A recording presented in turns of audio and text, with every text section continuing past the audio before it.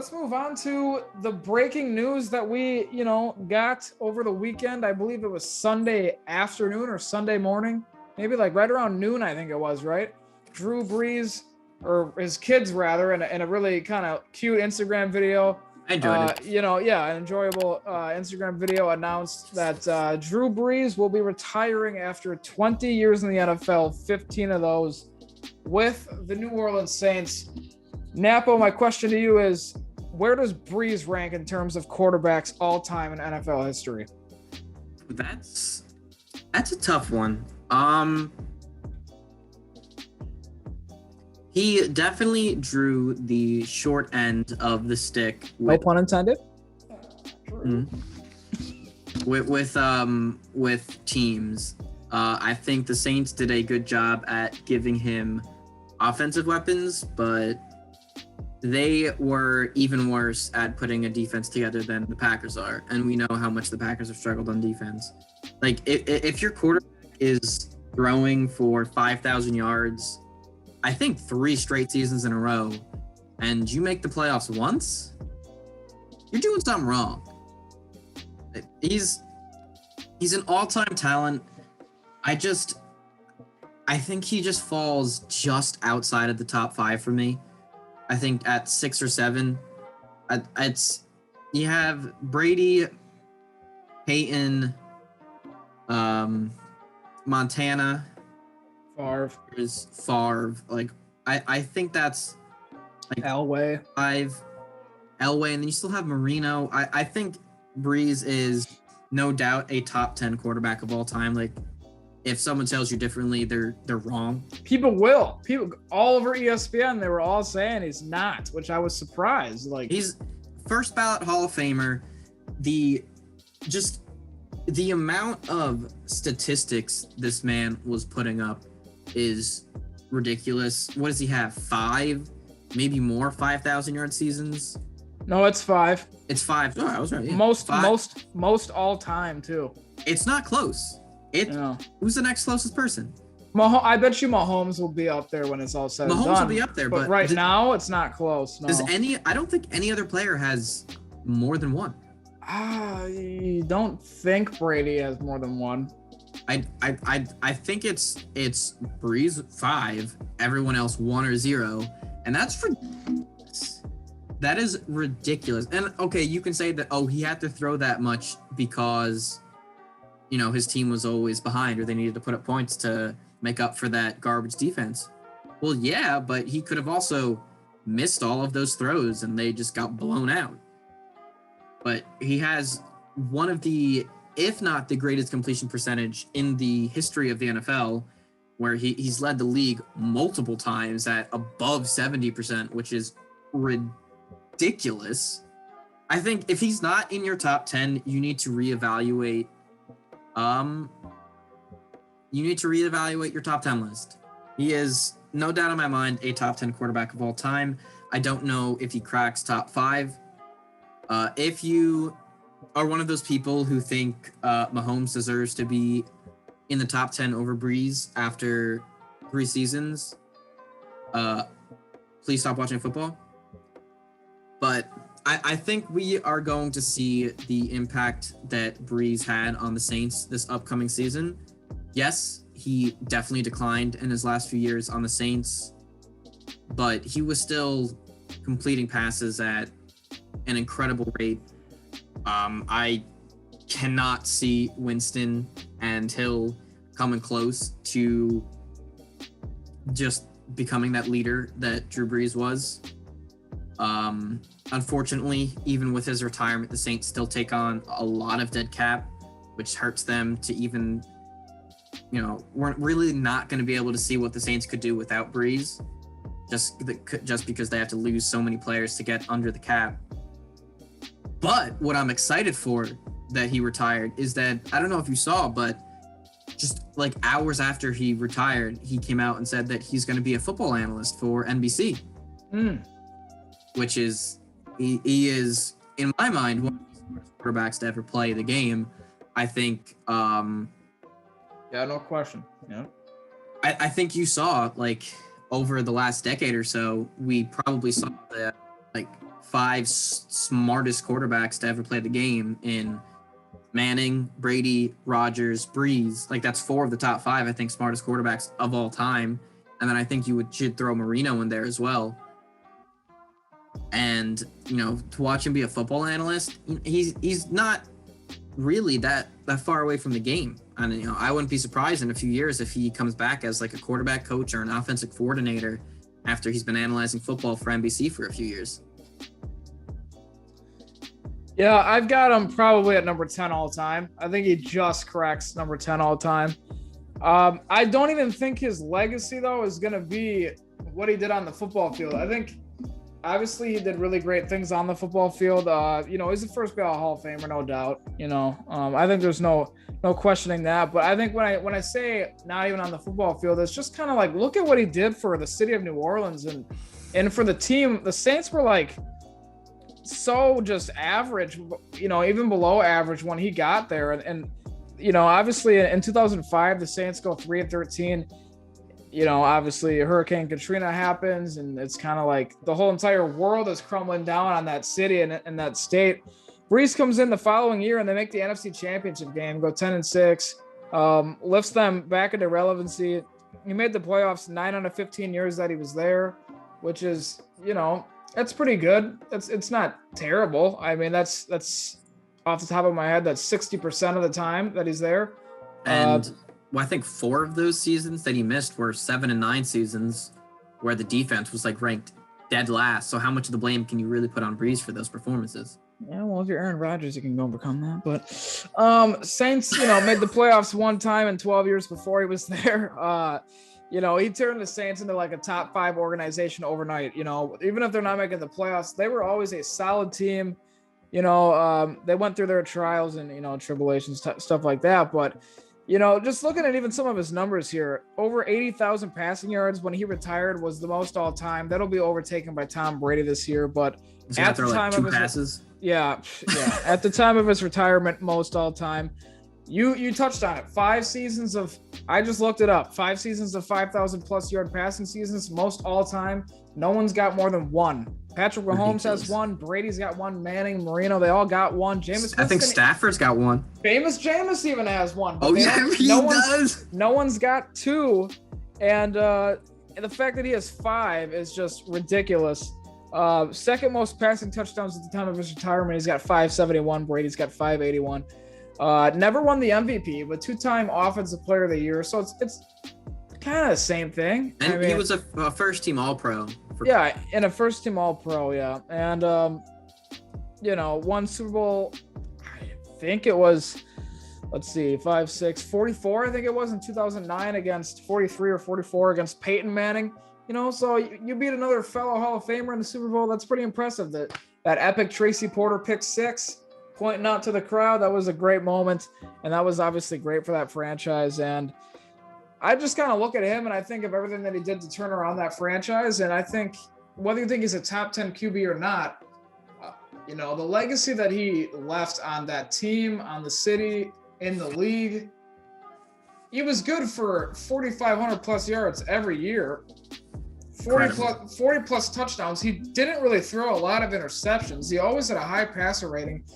And yeah, if he had a better defense, he'd probably have more than 1 Super Bowl ring. So got screwed out of getting to the Super Bowl against the Rams that year, you know, then gets unlucky and Stephon Diggs catches that miracle in Minneapolis too. So like just really unlucky end to his career in the playoffs. You know what I mean? Like that kind of robbed him in a way of, again, like his defense kind of letting him down again. And a good discussion that me and you need to have in the future is Patrick Mahomes already surpassed Drew Brees all time in the NFL? Because I would love to show you and tell you why he might already be better than Drew Brees all time. I really think I never thought of that argument, but like, especially after this year when we will go over our NFL standings, but when we see what he does this year too, if he makes another Super Bowl, I mean, 3 Super Bowls and 4 years. The argument that I saw, I think this was at the beginning of this year, is that Mahomes is already a Hall of Fame quarterback.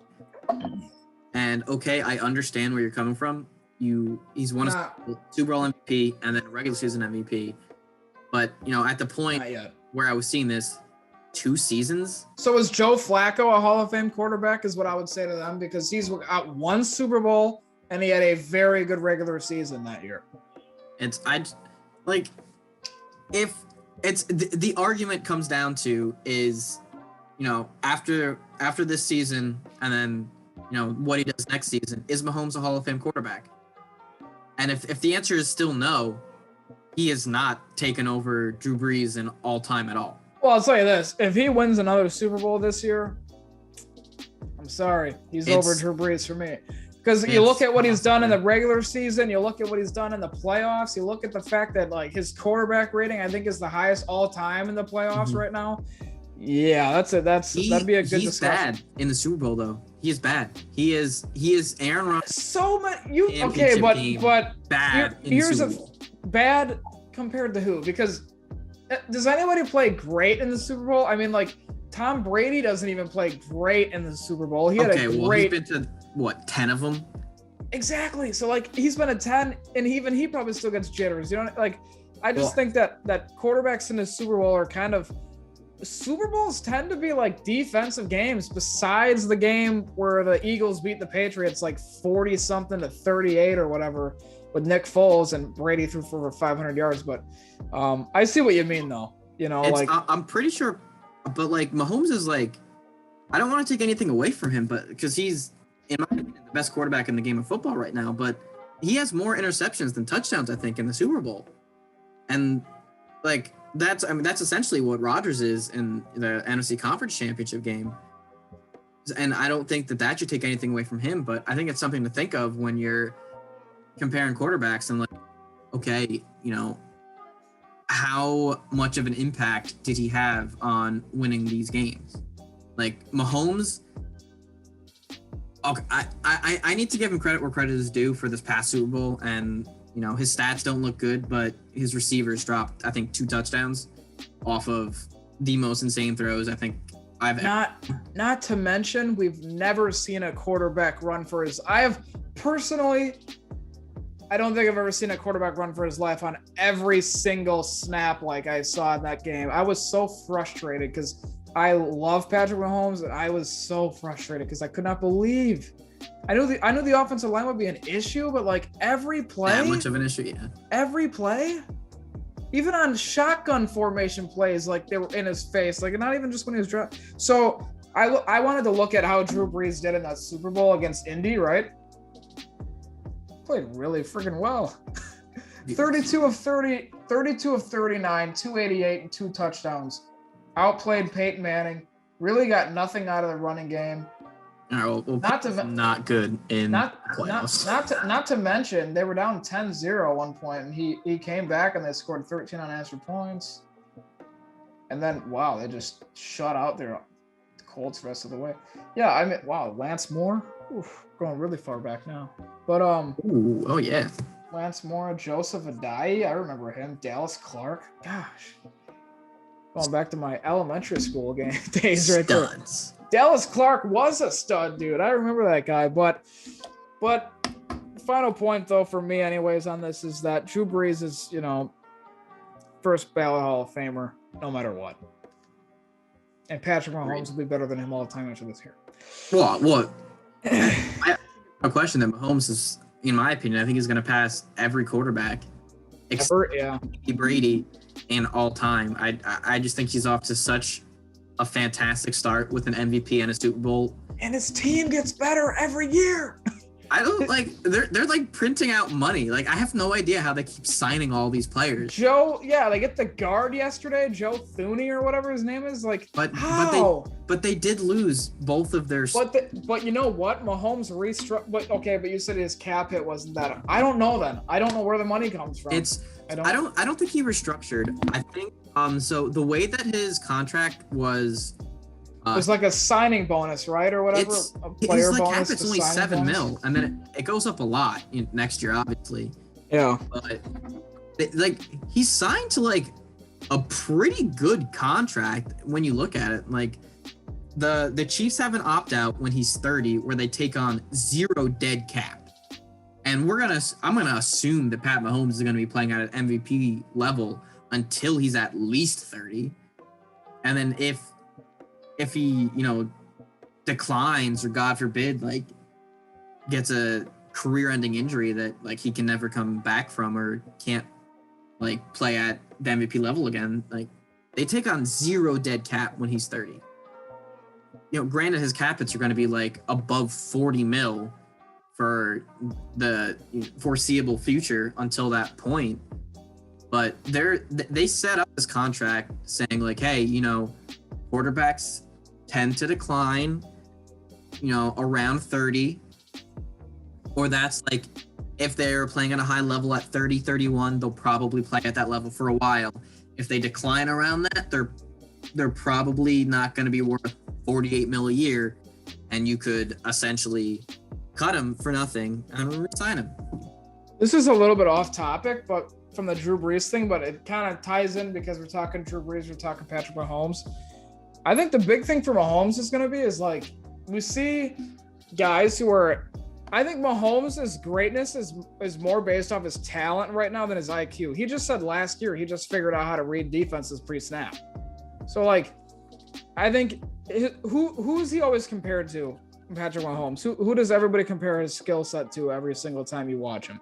It's Aaron Rodgers. Aaron Rodgers and Brett Favre, right? So like, combination of the best points of them, which is right, scary. Which is athletic. The thing is though, does Mahomes have? Is he going to develop, which I believe he will, the IQ that Rodgers has? Because Rodgers, I bet you even he'd say his arm doesn't feel, he probably doesn't feel, athletically speaking, like he did when he was 28, or 27. He probably still feels good, but he probably doesn't feel as good. But what still separates him is what's up here, man, getting people with 12 men on the field and getting them to jump off sides and knowing the defense better than they know their own freaking plays. I think for Mahomes, like you said, how late will he play, I think, and ultimately how high is he on the all-time QB list? I think it's going to matter, like, as his skills diminish, is his IQ still up there with, like, Rodgers and Peyton Manning and all those guys who played late into their career. So it's going to come down to experience, I think. Like, you look at guys who, like, have that high IQ, they played in the league for years. Yep. You look at Brady, I don't think he really got that IQ until 2007, like that MVP year. Like, he was good when they won their first 3 Super Bowls. He wasn't the reason to. And he had Randy freaking Moss. And then you look at Rodgers. Like, Rodgers was good. He looked good in 2008, 2009. It was like, okay, maybe he's the guy. 2010 broke out. 2011 is like one of the greatest seasons of all time. Peyton was terrible his rookie year. He was awful. Well, that's what's so scary about Mahomes is like he comes in for a game against Denver, and I don't know if they won that game or not, but Denver's defense back then was amazing. And Tony Romo said, this guy is going to be fantastic. Watch out for this guy.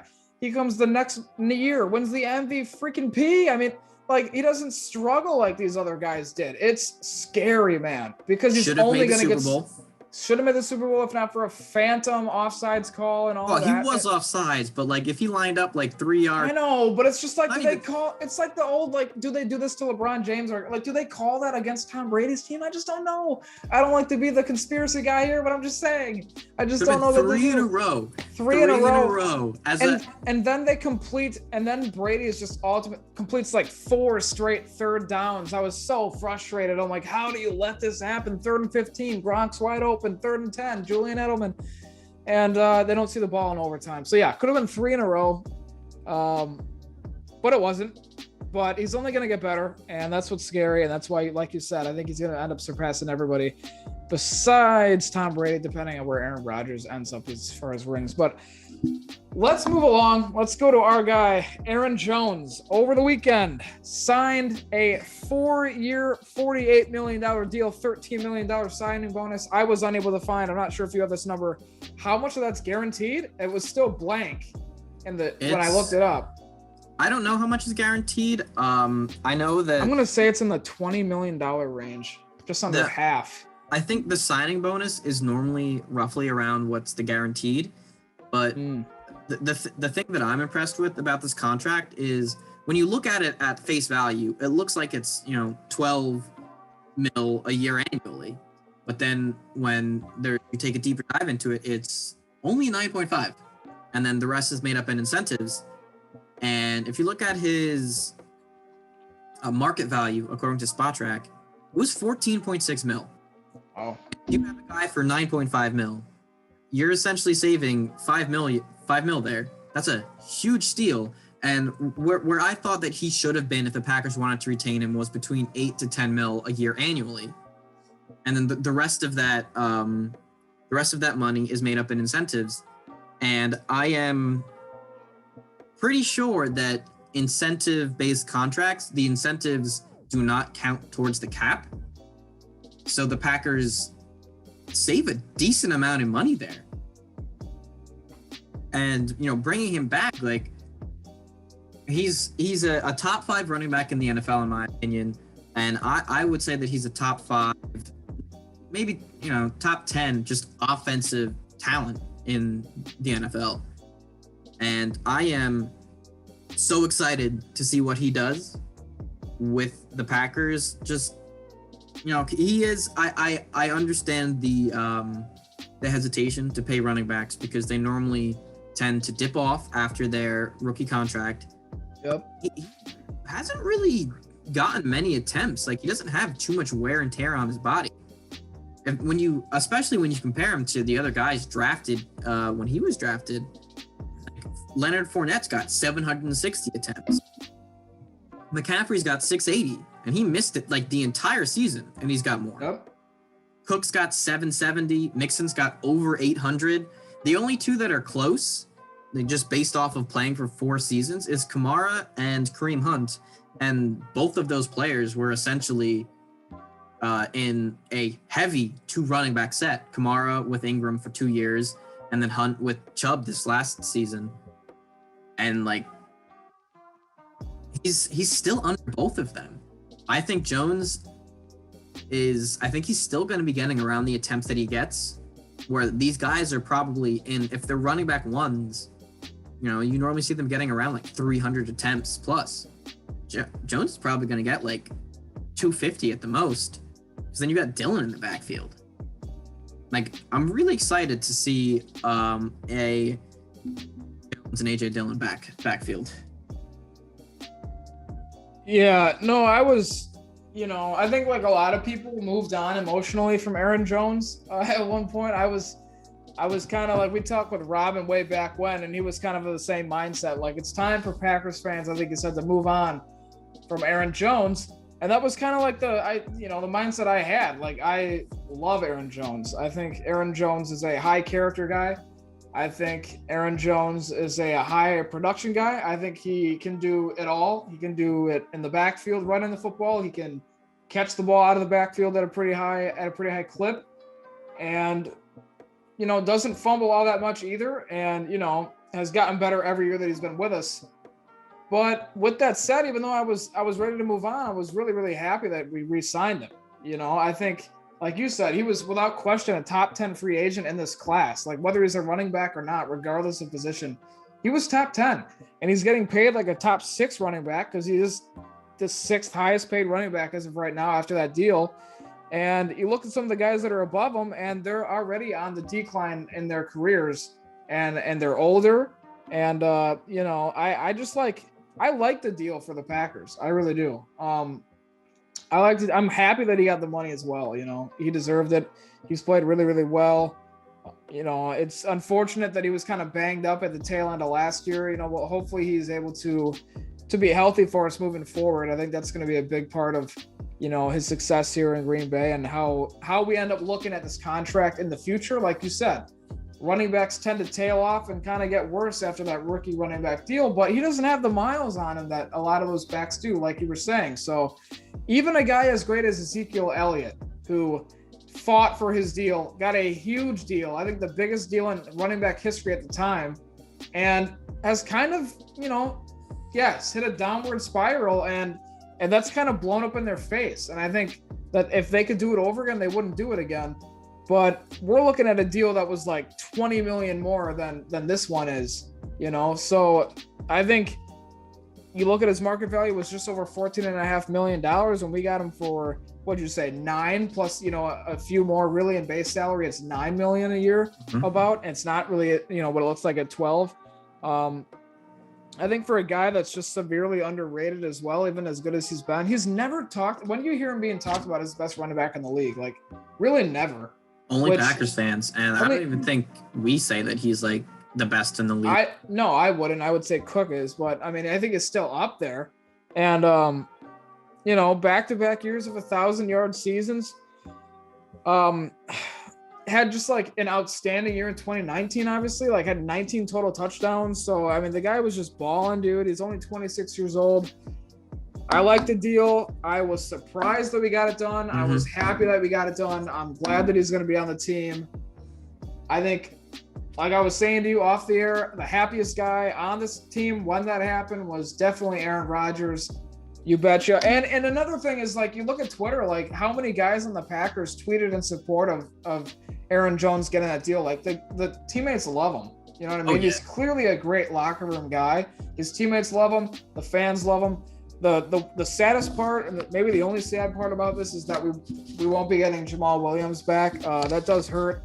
I think all Packers fans would agree that, he's a great guy as well. You love to see him dance, and he brings great energy to the team.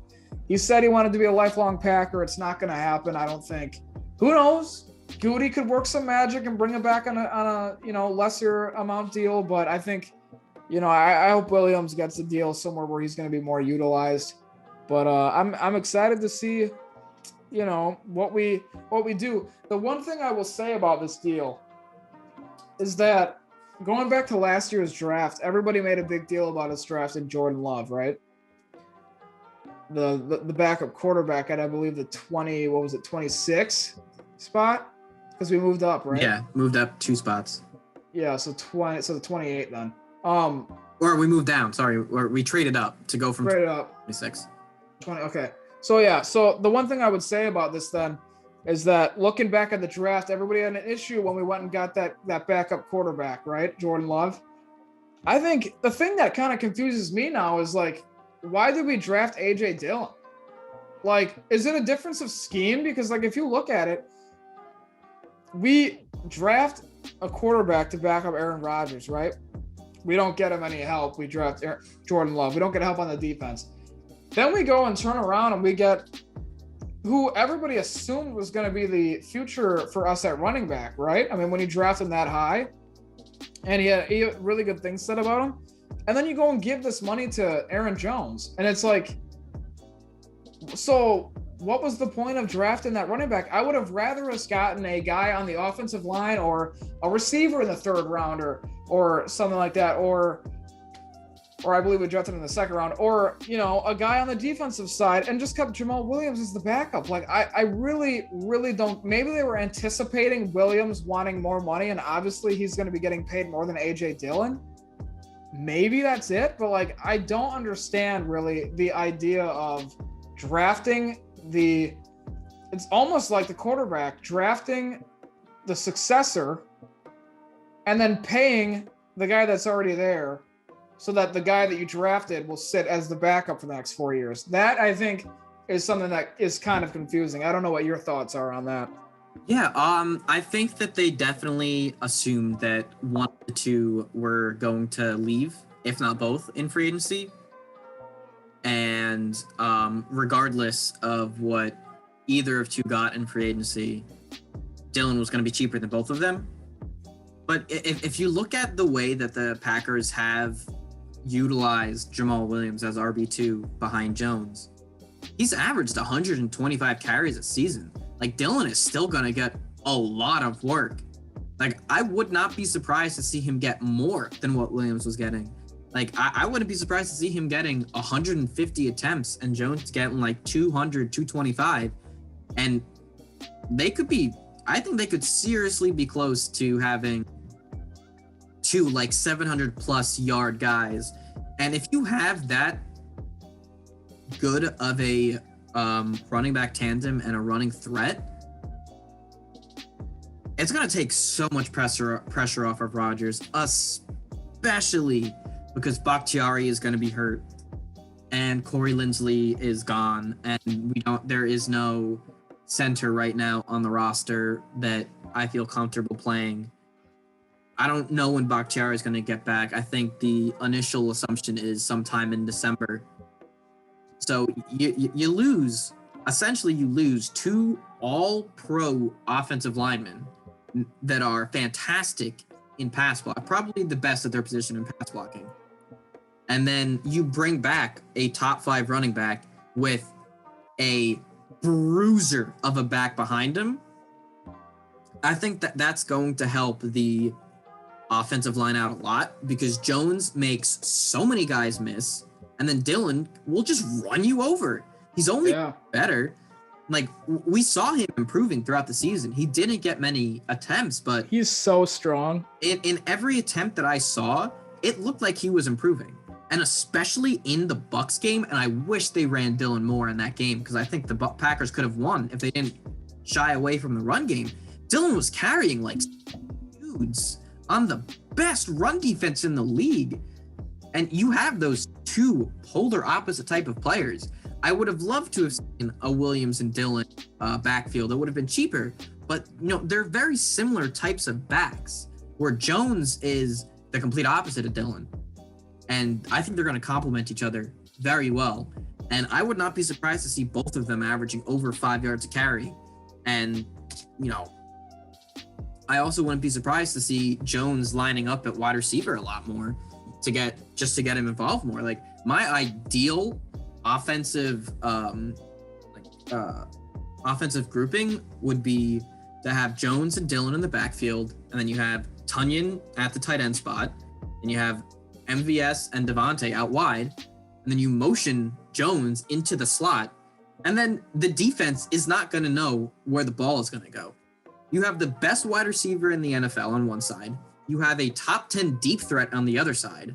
Then you have one of the best receiving backs in the slot, a top 10 tight end on the other side, and then you have that bruising back in the backfield. And then imagine Curtis Samuel back there.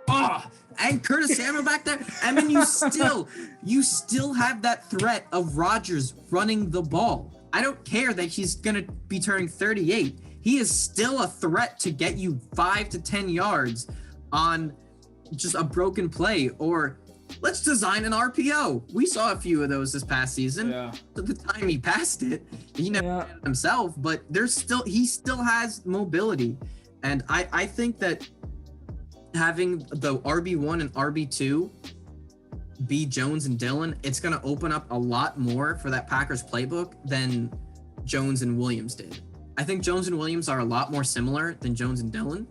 And like Dylan is essentially Derrick Henry, and then Jones is Christian McCaffrey. And you put those 2 play styles together, that backfield is going to be insane. And what I would really love to see is, instead of going out and paying a buttload of money to bring in a wide receiver, bring back Williams and transition him to the slot wide receiver role. He fits it. That's his last 2 seasons have been insane from a receiving standpoint. He didn't have the yards, but he's got the catches. 70 receptions for almost 500 yards and 6 touchdowns over the last 2 seasons. Not, the best in yards, but an 87.5% catch percentage. That leads the league. I think he led the league in catch percentage this past season. And then the big thing is only 3 drops.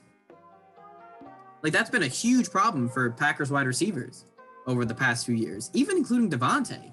Devontae's had some drops.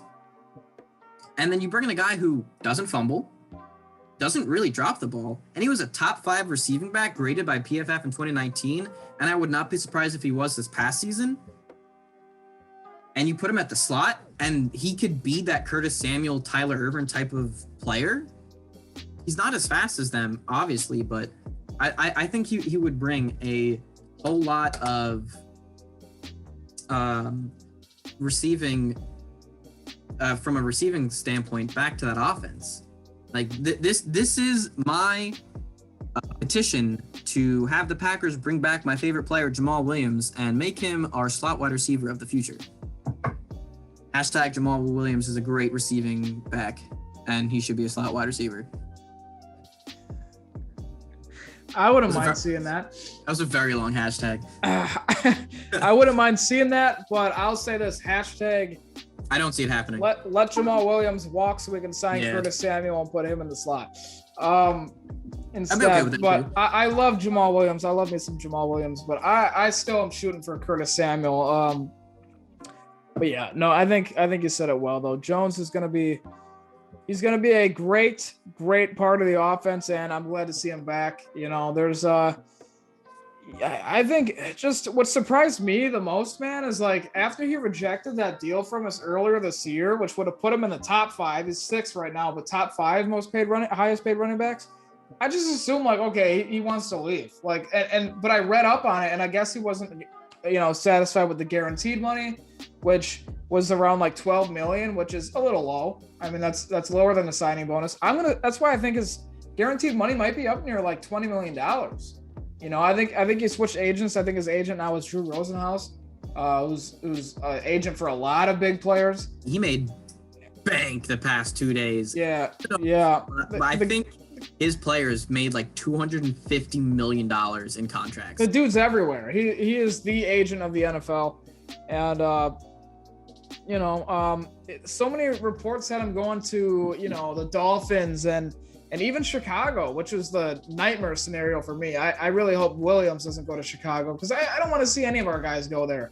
We've had Jimmy Graham go there and Clinton Dix went there. Jimmy Graham's not really like Josh Sitton. Josh Sitton went there. Oof, God, the only one I cared about going to the Bears was Josh Sitton. Josh Sitton was, yeah.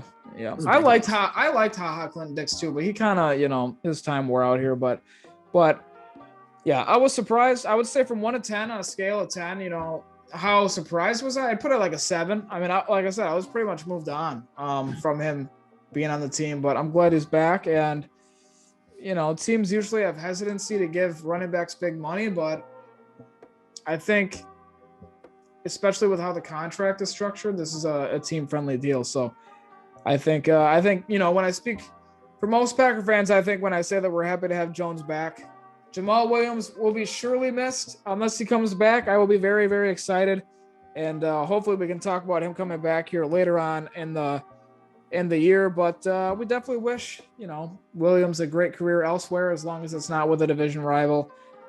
But speaking of former Packer running backs, we will continue the top 5 career games with Eddie Lacy. We went through number 4 and number 5 last week. We are going through number 2 and number 3 today. Napo, give me your number 3 Eddie Lacy top 5 career game, sir.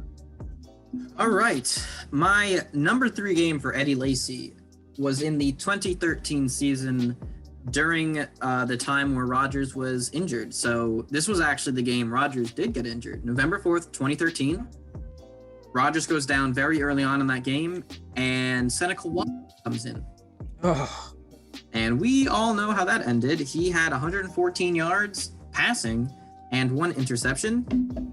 But, the Packers only lost 27-20, and a lot of that is because of Eddie Lacy. He tried to carry that game by himself. He had 150 yards rushing and a touchdown with a long of 56 yards on 22 attempts. Without that performance from Lacy, the Packers probably get blown out like 27-3. So I just think from an objective standpoint, like Lacy put everything that he had into that game, and that's why it belongs at number 3 in my top 5. All right. I got number 3, Packers Cowboys. All right. Anytime you play the Cowboys, it's a good game. Anytime you get a win, we almost always get a win when we're playing Dallas, which is nice.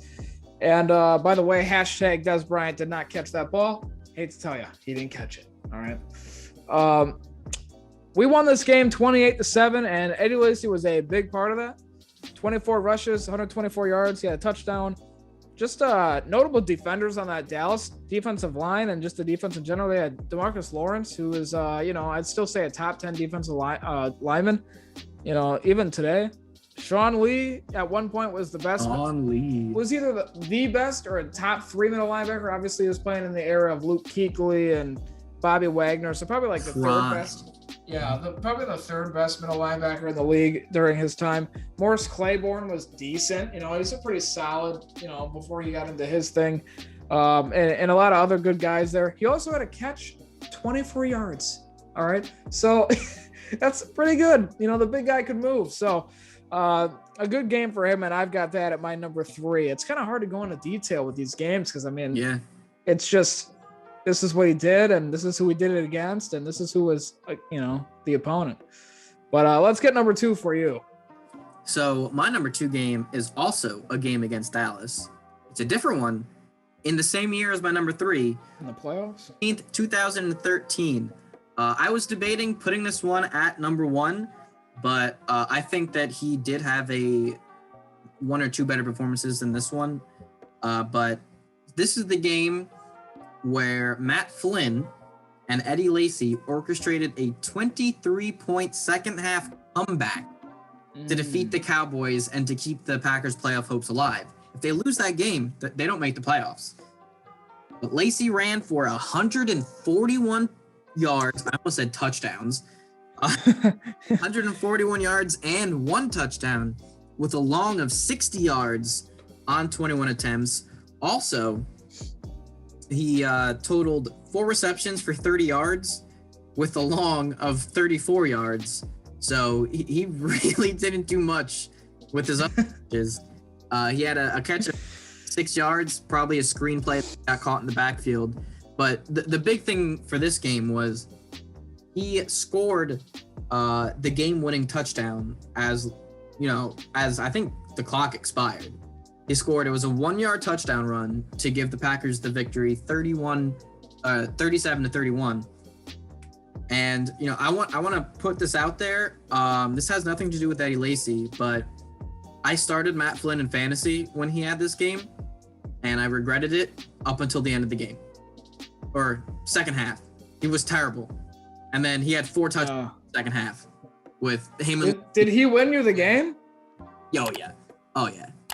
Oh, yeah. I'm sure your opponent was really happy about that.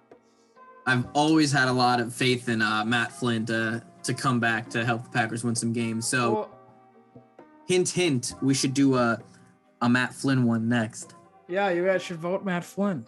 Yeah, or whoever you want, but Matt Flynn's definitely going to be on there. Yeah, I mean, Matt Flynn is the goated backup QB, even better than Fitzmagic. All right, he is goated. But my number 2 is Packers-Vikings. We won this game 24-21. Eddie Lacy had 25 rushes, 125 yards, and a touchdown. This is the same year that he had in the game that I think I had 5th, where he, you know, against Minnesota, the same year, same defense.